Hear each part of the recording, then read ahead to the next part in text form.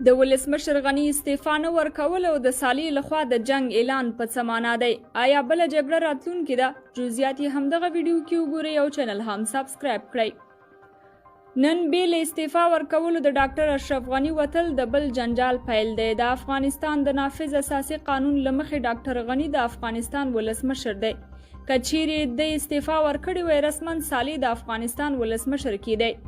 د ټول نظام سپارل کېدل د شکلیاتو له مخې نه دي تعریف شوي، خو بې له استعفا او تسلیمۍ د ده تګ د طالبانو لپاره لوی سرخوږی دی، ځکه د طالبانو د مشروعیت مسله مهمه ده. کېدای سي چې ډاکټر غني پر نړیوالو سټیجونو دا مسله مطرح کړي چې رسمي ولسمشر دی او طالبانو په زور لرې کړی دی.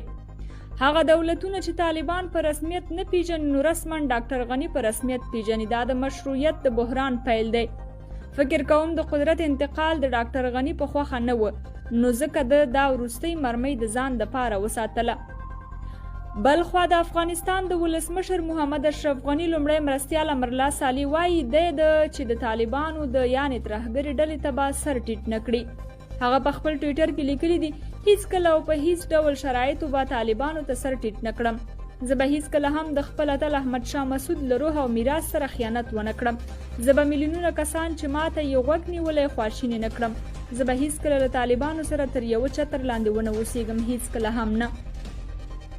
بل خوا ښاغلي غني په خپله رسمي فیسبوک پاڼه کې لیکلي دي چې یوازې دوه انتخابه یې لرل، چې یا به د طالبانو په وړاندې درېږي چې په خبره به یې په دې صورت کې به ډېر خلک وژل شوي او کابل به لا وران او ویجاړ شوی وی.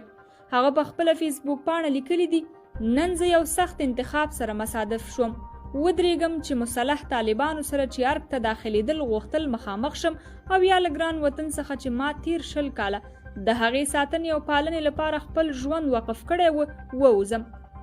که پاتې وای هم بې شمېره وطنوال شهیدان کېدل او هم به د کابل ښار د بربادۍ او ورانۍ سره مخامخ کېده، چې نتیجه به یې په دغه 6 میلیوني ښار کې یوه لویه بشري فاجعه وای. طالبانو دا څرګنده کړې وه چې زما د لرې کولو لپاره حاضر دي ټول کابل او د کابل شریف ولس باندې خونړۍ حملې وکړي. د دې لپاره چې د وینې تویولو سیلاب څخه مخنیوی وشي، ما دا غوره وګڼله چې ووځم. قدرمنو کتونکو، د دغې موضوع په اړه ستاسو نظریات څه دي؟ خپل نظریات مو راسره په کمنټونو کې شریک کړئ او د نورو ویډیوګانو لپاره هم سبسکرایب کړئ.